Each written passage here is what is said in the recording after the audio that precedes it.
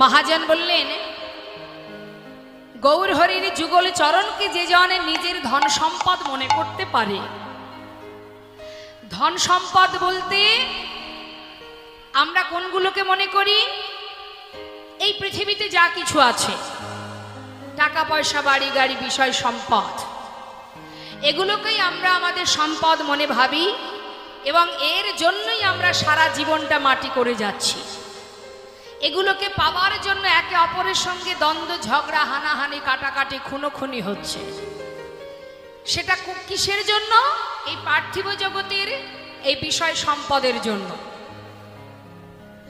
কিন্তু শাস্ত্রে বৈষ্ণব মহাজন বললেন, ইহজগতের সম্পদের কেউ যদি মালিক হয়, জানবে জীবনের শেষে অঙ্কের খাতায় শেষে গিয়ে অঙ্ক কষে দেখবে যে তোমার বলতে জগতে কিছু নেই, তার